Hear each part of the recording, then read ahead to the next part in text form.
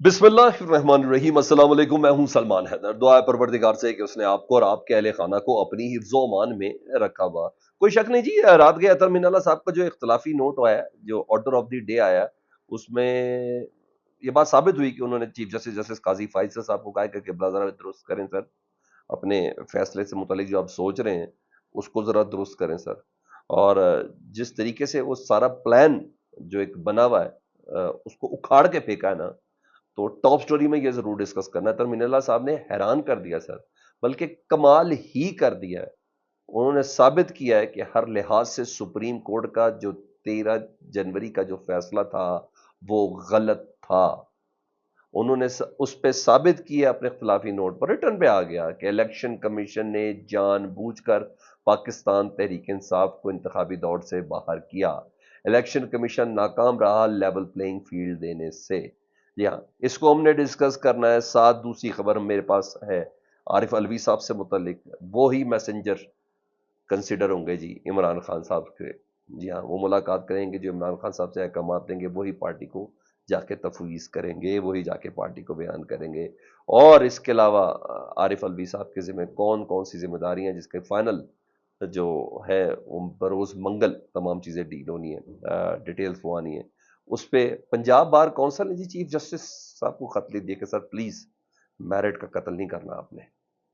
Chief justice justice काजी फाइज़ साहब को खत लिखा है। उसके खत की भी तफसील मैं आपके सामने शेयर करता हूँ। वीडियो मिस नहीं कीजिएगा, मुकम्मल देखें। चैनल देखा तो चैनल सब्सक्राइब कर दें ताकि मेरा और आपका ये राब्ता बहाल रहे।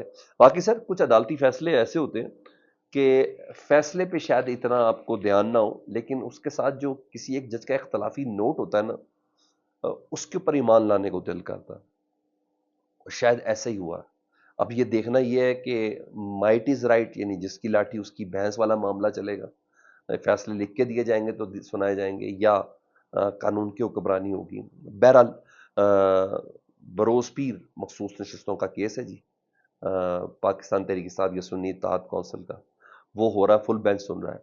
और समाअत के दौरान बेशतर जो जजेस हैं वो पहले ही अपनी राय दे चुके हैं कि मखसूस नशिस्तों का मामला शुरू ही वहां से हुआ जब 13 जनवरी को पाकिस्तान तहरीक इंसाफ से बल्ले का निशान लिया गया, और उसके बाद पाकिस्तान तहरीक इंसाफ के टिकट होल्डर्स MNAs को आज़ाद डिक्लेयर किया गया, और उसके बाद ये तमाम चीज़ें हुई।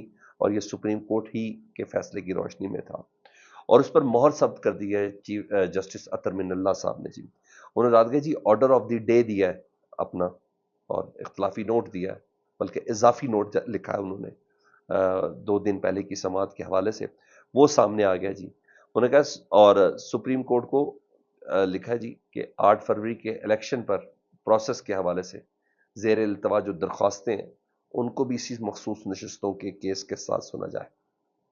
उन्होंने अपने इजाफी नोट में लिखा है सुप्रीम कोर्ट के चीफ जस्टिस साहब को और बाकी जजेस को कि 8 फरवरी के इलेक्शन पर जो प्रोसेस के हवाले से बेज़ाब्तियां, जो दांधली, जिस तरीके से शब खून मारा गया, उन तमाम जो दरख्वास्तें जो पाकिस्तान तहरीक इंसाफ की हैं, उनकी जो जेर इल्तवा दरख्वास्तें, उनको भी मखसूस नशस्तों के इस केस के साथ समाअत की जाए, क्योंकि ये सारा मामला 8 फरवरी और उससे पहले 13 जनवरी से शुरू हुआ है।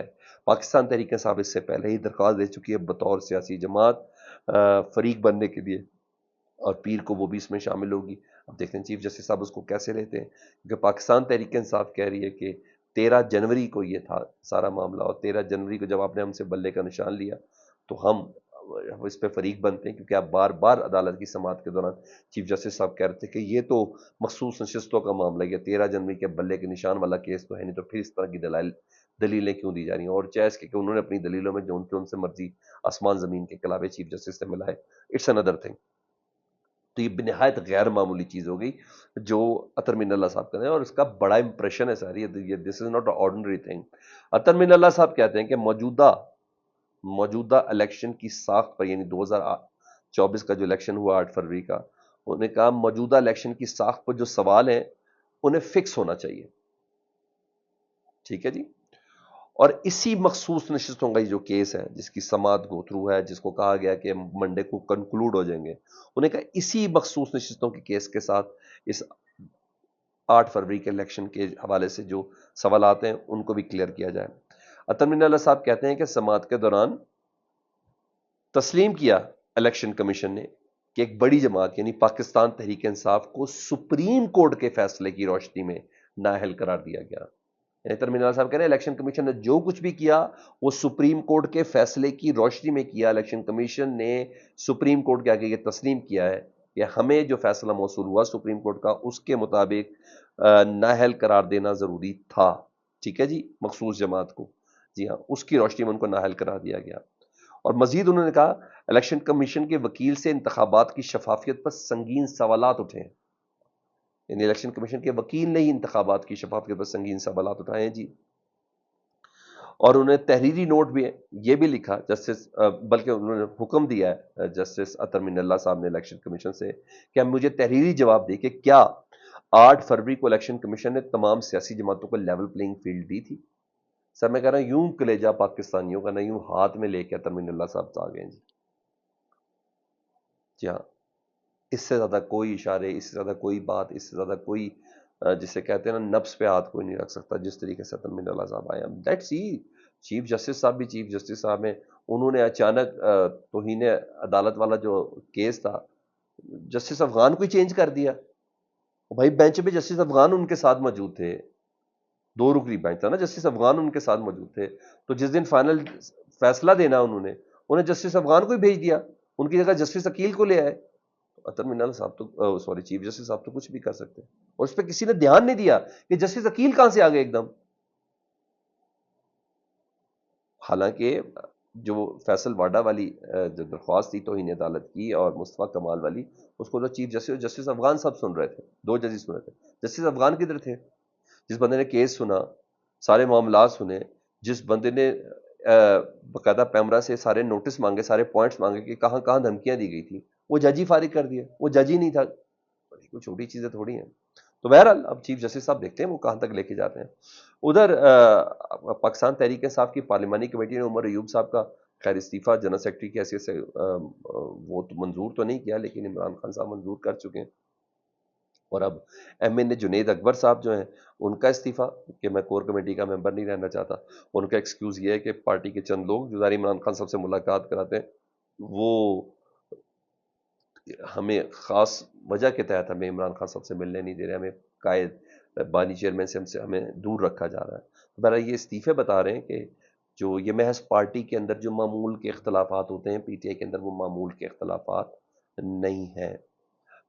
مگر اس وقت پارٹی کو ڈیفینیٹلی ایک مضبوط سیکرٹری جنرل کی ضرورت ہے جی، اور جو پارٹی کو ایک ساتھ اکٹھا بھی رکھ سکے، پارٹی کے اختلافات کو بھی ایڈریس کر سکے، پارٹی کی گروپ بندیوں کو بھی توڑ سکے، وہ اس طرح کا ہوگا.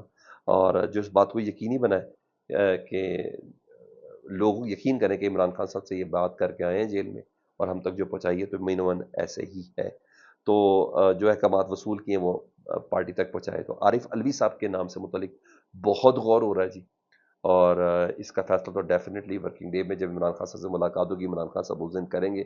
لیکن ممکنات یہی ہیں کہ جی پارٹی کے اندر عمران خان صاحب کے ساتھ پہلے دن سے سب سے زیادہ ساتھ رہنے والے شخص یہی ہیں، سینئر موسٹ ایک بندہ ہے. ٹھیک ہے، اور یہ سب ایسے ہیں جو کے پی کے اور وہ جو پنجاب والا ایک ایشو چھیڑنے کی کوشش کی جا رہی ہے نا کہ کے پی کے قیادت سنبھالے گا کہ پنجاب سنبھالے گا سیکرٹری جنرل کے حوالے سے، یہ اس ایشو کو بھی ختم کر سکتی ہے. خود یہ کراچی ایٹسن شروع سے عمران خان صاحب، یہ عمران خان ٹو ہی ہے، آپ یہ کہہ لیں نا، عمران خان صاحب کے ساتھ ہے شروع سے، ان کے نظریے کے حوالے سے بہت سی چیزیں ان کی سیم ہے جی.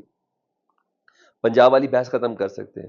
دوسرا پی ٹی آئی کے جو پرانے رہنما تھے نا، جو جیسے پرانے چاول، جی ہاں، وہ جس میں علی زیدی صاحب، عمران اسماعیل صاحب، فواد چودھری صاحب، ان کو زیادہ بہتر طریقے سے اور اونرشپ کا ایک لفظ میرے ذہن میں، اونرشپ کے ساتھ وہ ان کو بڑے اچھے طریقے سے ہینڈل کر سکتے ہیں.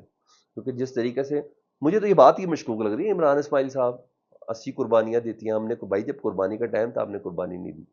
اب فواد چودھری صاحب جو بول رہے ہیں کیسے بول رہے ہیں، نان سٹاپ بول رہے ہیں. یہ تو مجھے بالکل پرویز خٹک ٹائپ کے لوگ لگ رہے ہیں. یہ مجھے اس طرح بولتے ہوئے نظر آ رہے ہیں. ایسے پارٹی کے ساتھ ہو گئے، کیا بات ہے. اب کوئی عدالت کے بارے ان کو پکڑتا بھی نہیں، پیشیوں پہ ان کی ضمانتیں بھی کینسل نہیں ہوتی. اب یہ کورٹوں سے بھاگتے بھی نہیں، باتیں بھی بڑی بڑی کر رہے ہیں، ہے نا سر؟ ہاں جی. جب آپ کسی کے اپنے ہو جاتے ہیں تو وہ آپ کو کہتا ہے کہ آپ کریں ایسی باتیں، کوئی مسئلہ نہیں ہے، ہاں جب میرا کام وہی ہے جو آپ کو کہا ہے بس وہ کریں. تو یہ ساری گیم ہوتی ہے بڑی مزیدار قسم کی. تو بہرحال یہاں چیز ہے. ادھر پنجاب اسمبلی میں بھرپور احتجاج ریکارڈ کرایا تھا پاکستان تحریک انصاف نے کل. ایم پی ایس نے ثابت کیا تھا کہ وہ ٹکر دے کے رہیں گے، ٹکر دی بھی، جس کی پہلی سزا یہ ہوئی کہ ان کی مراعات لے لی گئی، ان کے سٹاف وغیرہ لے لیے گئے، یہ ساری سب چیزیں تو لے لی گئیں. تو اس پر وزیر اطلاعات عظمیٰ بخاری صاحب کی کل کی وہ تقریر بڑی مزیدار تھی کہ سر میں تو ہمیشہ سے کہتی کہ جے ہو جا منہ اوہو جی چپیڑ ہونی چاہیے. تو وہ چپیڑ ماری سر، انہوں نے کہا یہ لوگ تو قابل عزت ہی نہیں ہے کہ ان کو عزت دی جائے. اپوزیشن والے سمجھتے کہ گنڈا گردی کر کے مسل دکھائیں گے تو ہم اچھے بچے بن کر سب دیکھتے رہے کہ نہیں ہم اچھے بچے نہیں بنیں گے.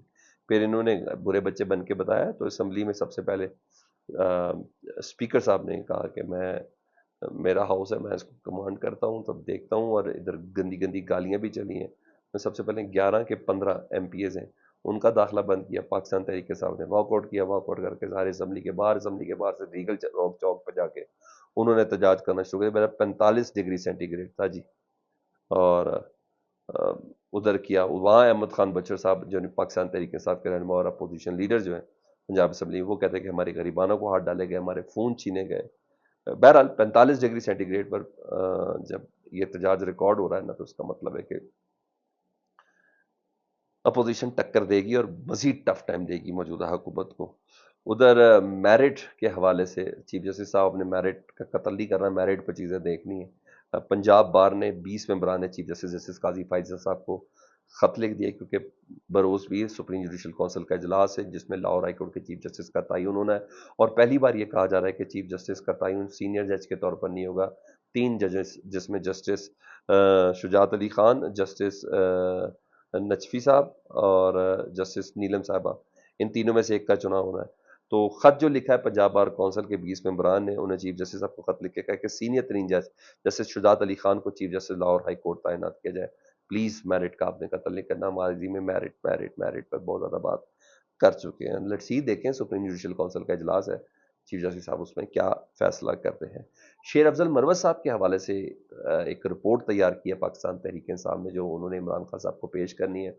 جو بھی 2 روز پہلے عمر ایوب صاحب کے اوپر جو حملہ ہوا تھا، ہاتھوں پائی دھکم پیل ہوئی تھی، وہ بتایا جا رہا ہے کہ شیر افضل مروت کے لوگ تھے جنہوں نے عمران خان صاحب کی عدت میں نکاح کی پیشی کے بعد دھکم پیل کی تھی، ہم آپ کو چھوڑیں گے نہیں، یہ نہیں کریں گے. وہ شیر افضل مروت کے گروپ کے لوگ تھے. تو یہ رپورٹ ایک تیار کی گئی ہے، اس پہ بھی عمران خان صاحب نے فیصلہ کرنا ہے. فیڈ بیک سے متعلق ضرور آگاہ کریں. اپنا بہت خیال رکھیں. اللہم صلی علی محمد و علی محمد.